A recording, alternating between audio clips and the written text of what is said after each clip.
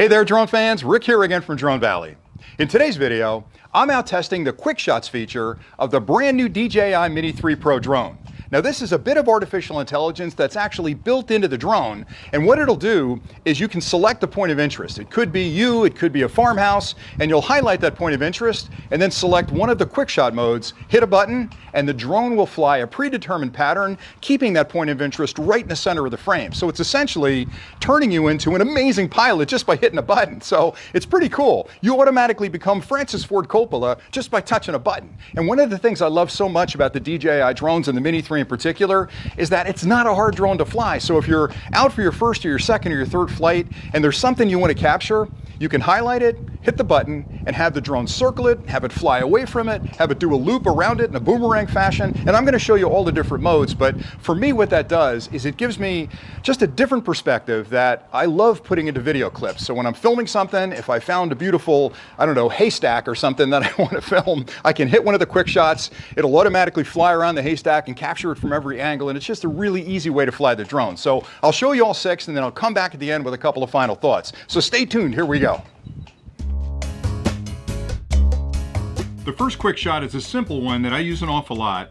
It's the basic quick shot that everybody knows. It's called a Dronie, and it provides a great view of you and the area behind you as the drone flies up and away from you on a straight line. It's the perfect shot to use if you have beautiful landscape behind you and you really want to reveal that slowly, because it focuses on you, but as it pulls back and up, it exposes all that landscape behind you. So if you're standing near the shore or you're near a nice area of woods, or maybe there's a beautiful park nearby, it's a great shot to use for that.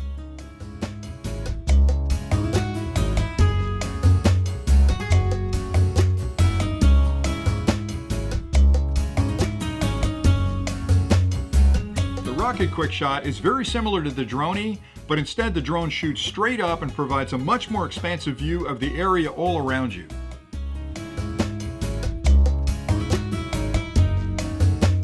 The Asteroid quick shot's another one that you may not use that often, but it's an incredibly impressive shot, and it's fairly complex because it starts off focusing on your point of interest, whether that's you or something else you'd like to keep in the main center of the frame. And it starts by taking a video as it's flying away, and about midway through the process, it stops the video and starts taking panoramic shots of the area around you, and then combines all of that into this tiny little planet montage that looks incredible. It looks like you're standing on this tiny little planet. And you may not use it often, but when you do, people will want to know how you did it.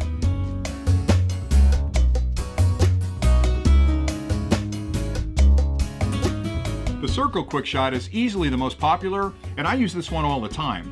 You're basically going to define a point of interest and then hit the circle button, and the drone will fly in a 360-degree pattern around that point of interest, keeping it in the center of the frame. It's a great way to show a water tower or a fire tower, or maybe you've got a waterfall that you'd like to capture from the bottom and the top. It's just a great shot to use, and you can do that manually if you practice, but it's a very easy shot to accomplish, and it gives you very professional results.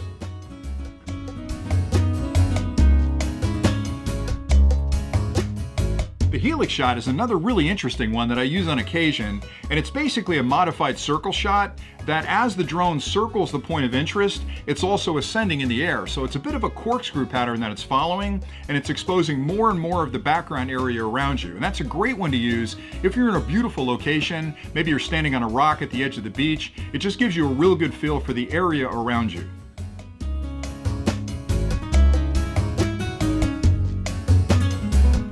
The Boomerang shot is easily my favorite of the group, and it really shows off the capabilities of the drone and how much the advanced software helps with the flying. While you could accomplish this shot by flying manually, it takes a lot of experience to maintain focus on a point of interest while circling that point of interest, and at the same time elevating and descending with the quad. This makes for a really interesting shot that does a great job of showcasing both the point of interest and the area around them in a very dramatic fashion.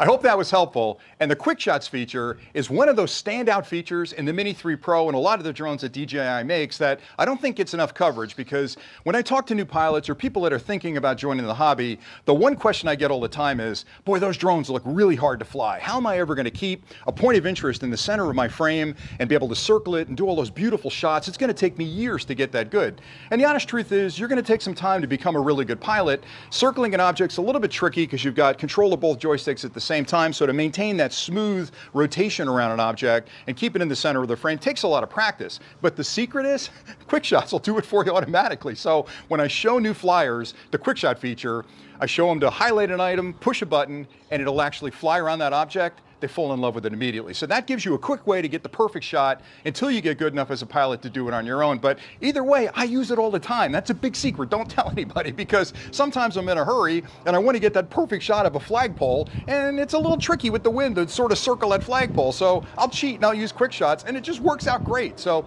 anyway, I hope you found this clip helpful. I have a ton more content coming this week and next, and even the week after that, where I've been flying the Mini 3 like crazy. I've been testing all the features and functions in the new firmware.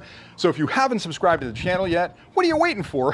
Hit that icon down there and join the Drone Valley family, because we have so many more clips coming on the Mini 3 Pro and a lot of other high-tech gear that you're going to be interested in, that you'll definitely want to be here to catch all those clips. So that's all I had for today. Oh, by the way, if you have any questions on the Quickshots feature or anything I've covered on the Mini 3, or really any technology in general, drop those in the comments below. I love a challenge, so ask me some hard questions. I promise to get back to you as quickly as I can. And that's pretty much it for today. So thank you so much for watching. Be sure to stop back soon. And again, until next time, happy flying.